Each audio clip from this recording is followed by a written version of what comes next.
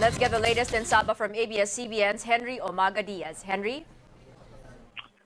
Hi, Gigi. Latest from the ground. I just talked to a relative of the Kirams who is living here in Sabah, and he is in touch with the group in Candao. And sabi niya, as of now, the firefight has subsided. Pero yung grupo ni Rajamunda Kiram suffered 4 men wounded. Pero he is clarifying na walang casualty sa kanilang hanay, pero hindi nila alam doon sa grupo ng Malaysian forces, no.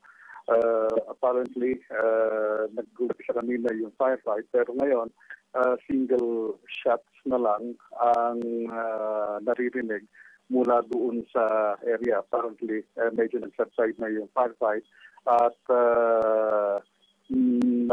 umatras yung magkabilang panig. So yun ang latest na nakuha natin mula sa ground, Gigi. So Henry, linawin ko lang, so there are no fatalities, walang mga namatay, pero merong mga sugatan, 4 ang sugatan. What can you tell us about these? Correct. What can you tell us about these 4 men who were wounded? Apparently, sila yung mga tao ni Rajamunda Kiram, pero hindi pa natin alam kung serious yung kanilang mga sugat, ano? At kung meron ring mga nasugatan o casualties sa panig ng Malaysian forces. Medyo sketchy rin yung report natin nakukuha dito dahil, alam mo naman, walang pinapayagan na pumasok doon sa Candao mula dito sa Lahad Dato. And even foreigners are being detained kung nagkakaroon ng attempt na pumasok doon. So, pero may mga kausap tayo, may mga contacts tayo sa ground, and they are saying that now only single shots are being heard in the area, mga snipers na lang. Pero we also received reports na maraming mga ambulansya ang pumapasok doon sa mismong malapit doon sa mismong village. And then narinig sila mga sirena ng ambulansya at nagsusundo ng mga tao. Pero wala pa tayong detalye tungkol dito. Ang alam natin so far is may mga ambulansya na pumasok doon sa lugar kung saan nangyari yung firefight.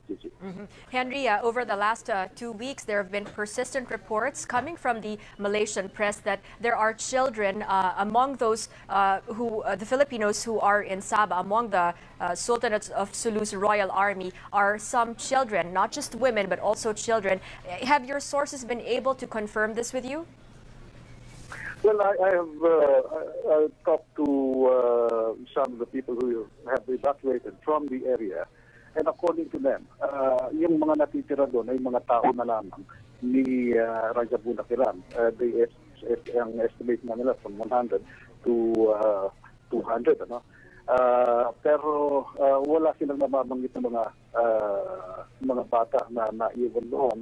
Ang sabi nila, ang naiwan na lamang doon na mismo taga-village ay isang matanda na may sakit na kaya hindi nila mabuhat nung sila ay nag-evacuate. No? Pero yung informasyon binibigay sa akin nila ay wala nang nakikinang ibang mga taga-village doon at puro tao na lamang. Wala silang nabanggit na mga bata. And Henry, do you know if there are any, is there from the Philippine Embassy or si Undersecretary Brillantes who flew to Malaysia for this? Is he on site or is he at least on the way to Sabah? Undersecretary Brillantes is in Kuala Lumpur right now. I just talked to him yesterday. He's still in Kuala Lumpur waiting for the go signal from the Malaysian government para siya makapunta rito. No? So far, yung kanyang pinag-ugnayan ay ginagawa niya sa Kuala Lumpur. Ang nandito ay ang mga tao ng Philippine Embassy, ang police attaché, pero I just got word from my sources na hindi rin makapasok dun sa area yung police attaché natin. No? So wala rin makuha informasyon yung police attaché natin kung ano talaga ang nangyayari. Thanks very much for that update. Henry Omaga Diaz there reporting from...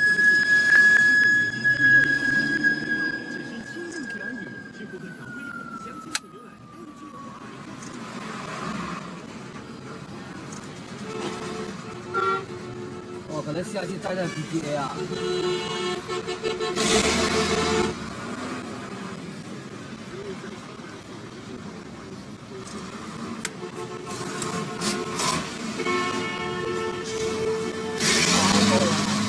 反救兵啊！